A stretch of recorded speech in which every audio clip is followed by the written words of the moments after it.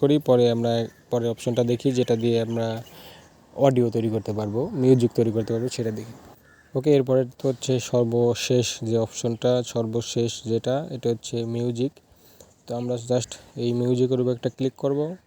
মিউজিকের উপর ক্লিক করার পরে আপনাদের মধ্যে এরকম একটা ইন্টারফেস শো করবে।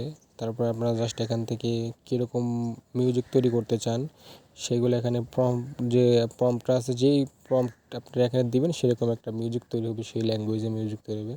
তবে এখানে ইংলিশ ল্যাঙ্গুয়েজ দিতে হবে, ইংলিশ ছাড়া এটা ইংলিশ ছাড়া তৈরি করতে পারে না। তো জাস্ট আমি এখানে একটা দিয়ে দিলাম, প্রম্পট দিয়ে দিলাম, আপনারা যেরকম খুশি সেরকম দিতে পারেন আপনাদের ইচ্ছা। তারপরে নিচে যে একটা অপশন আছে, এই গ্যানার থেকে আপনারা জাস্ট কী ধরনের মিউজিক তৈরি করতে চান জাস্ট মিউজিকের ক্যাটাগরিটা এখান থেকে সিলেক্ট করবেন। তো আমি সর্বশেষ যে অপশনটা আছে সেটা আমি সিলেক্ট করলাম। এরপরে নিচে আরেকটা মোড আছে, এখান থেকে আমি জাস্ট ডোমেস্টিকটাই রেখে দিলাম, আপনাদের যেটা খুশি সেটা দিতে পারেন, যেরকম দিবেন সেরকম মিউজিক এখান থেকে তৈরি হবে। তো তারপরে এখানে নিচে ক্রিয়েট যে লেখাটা আছে, জাস্ট এই ক্রিয়েটের উপরে ক্লিক করলে কিছুক্ষণ ওয়েট করতে হবে, কিছুক্ষণ ওয়েট করলে কাঙ্ক্ষিত সেই অডিওটা তৈরি হয়ে যাবে। এখানে 2টা অডিও তৈরি হয়েছে, তো অডিওটা প্লে করলে বুঝতে পারবেন।